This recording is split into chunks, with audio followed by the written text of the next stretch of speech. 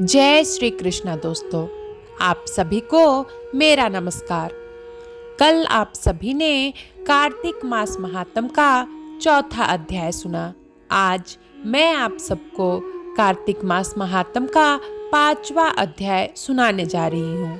तो श्री हरि विष्णु का नाम लेकर 5वां अध्याय शुरू करते हैं। कार्तिक मास महात्म्य कथा अध्याय 5।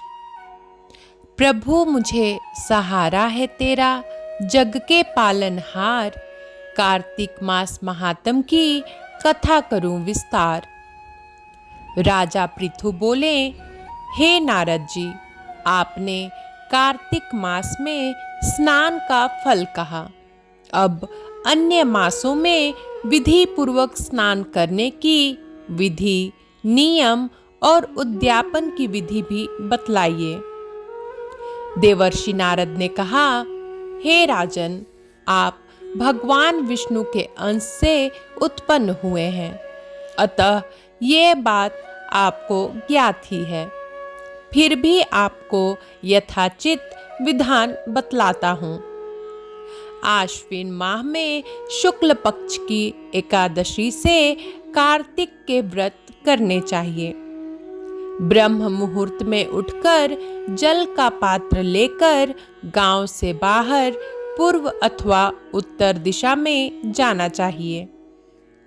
उसके बाद जो मनुष्य मुख शुद्धि नहीं करता, उसे किसी भी मंत्र का फल प्राप्त नहीं होता है। अतः दांत और जीभ को पूर्ण रूप से शुद्ध करना चाहिए और निम्नलिखित मंत्र का उच्चारण करते हुए दातून तोड़नी चाहिए।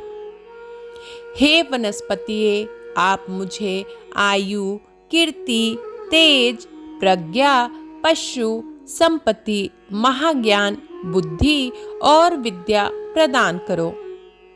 इस प्रकार उच्चारण करके वृक्ष से 12 आंगुल की दातुन ले। दूध वाले वृक्षों से दातुन नहीं लेनी चाहिए। इसी प्रकार कपास, कांटेदार वृक्ष तथा जले हुए वृक्ष से भी दातुन लेना मना है। जिससे उत्तम गंध आती हो और जिसकी टहनी कोमल हो, ऐसे ही वृक्ष से दंत धावन ग्रहण करना चाहिए। प्रतिपदा, अमावस्या, नवमी, छठी, रविवार को चंद्र तथा सूर्य ग्रहण में दातुन नहीं करनी चाहिए। तत्पश्चात भली भांति स्नान करके फूल माला, चंदन और पान आदि पूजा की सामग्री लेकर प्रसन्नचित्त व भक्ति पूर्वक शिवालय में जाकर सभी देवी देवताओं की अर्घ्य, आचमनीय आदि वस्तुओं से पृथक पृथक पूजा करके प्रार्थना एवं प्रणाम करना चाहिए। फिर भक्तों के स्वर में स्वर मिलाकर श्री हरि का कीर्तन करना चाहिए। मंदिर में जो गायक भगवान श्री हरि का कीर्तन करने आए हों, उनका माला, चंदन, तांबूल आदि से पूजन करना चाहिए, क्योंकि देवालयों में भगवान विष्णु को अपनी तपस्या, योग और दान द्वारा प्रसन्न करते थे। परंतु कलयुग में भगवत गुणगान को ही भगवान श्री हरि को प्रसन्न करने का एकमात्र साधन माना गया है। नारद जी राजा पृथु से बोले, हे राजन, एक बार मैंने भगवान से पूछा कि हे प्रभु, आप सबसे अधिक कहाँ निवास करते हैं? इसका उत्तर देते हुए भगवान ने कहा, हे नारद, मैं वैकुंठ या योगियों के हृदय में ही निवास नहीं करता, अपितु जहाँ मेरे भक्त मेरा कीर्तन करते हैं, मैं वहाँ अवश्य निवास करता हूँ। जो मनुष्य चंदन, माला आदि से मेरे भक्तों का पूजन करते हैं, उनसे मेरी ऐसी प्रीति होती है जैसे कि मेरे पूजन से भी नहीं हो सकती।